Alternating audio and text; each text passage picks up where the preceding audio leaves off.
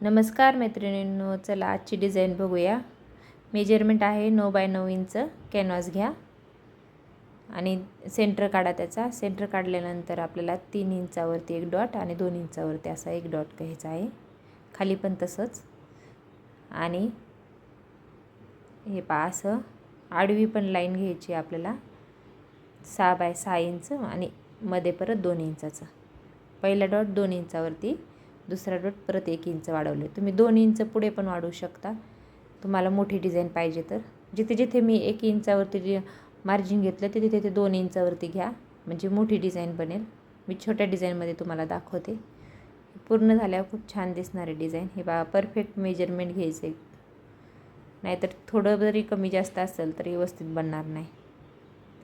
1.5 इंचावरती margin घेतलं, परत आपल्याला 2 इंचावरती तिथून सेंटरपासून घ्यायचं आहे मार्जिन। माझ्या बोलण्याकडे आणि मी जे दाखवते त्याच्याकडे व्यवस्थित लक्ष देऊन पहा, म्हणजे समजेल। हे पहा असे स्केलच्या साहाय्याने करा। मी टेपने केले, थोडं क्रॉसमध्ये गेले। हे पहा आणि क्रॉसमध्ये पुढे 1 इंचाचे जे मार्जिन घेतले, तुम्ही 2 इंचाचे घ्याल तर 2 इंचाला जॉईंट करून घ्या।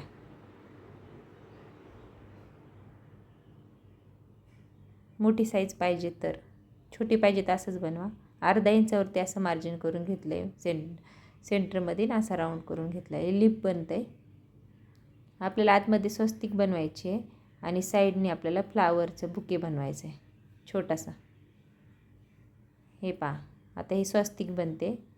कसं जॉईंट केलं ते व्यवस्थित पहा, मधोमध जॉईंट केलं आहे। हां, जॉईंट झाल्यानंतर आता आपल्याला काय करायचं आहे, पुढे परत त्याच्या पुढून अशी अर्धा इंचाची मार्जिन करायचं आहे।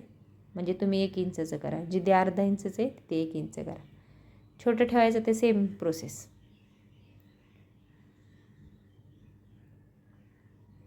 हे पहा असं जॉईंट करून घ्यायचं आहे। पूर्ण ह्याच पद्धतीने जॉईंट करून घ्या। हे बघा 2 लिप होतात तयार।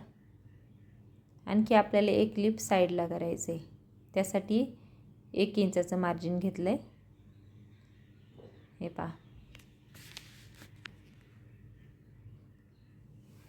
जिथे दोन्ही लिप जॉईंट झालेत तिथपासून त्याच्या अंदाजे पुढच्या साईडला आपल्याला लिप बनवायचं, ते 1 इंच मार्जिन घ्यायचं आहे। व्हिडिओमध्ये व्यवस्थित पहा आणि तसंच करा। आता आपण ह्याला जॉईंट करून घेऊया, म्हणजे हे आपलं तिसरं पान बनेल।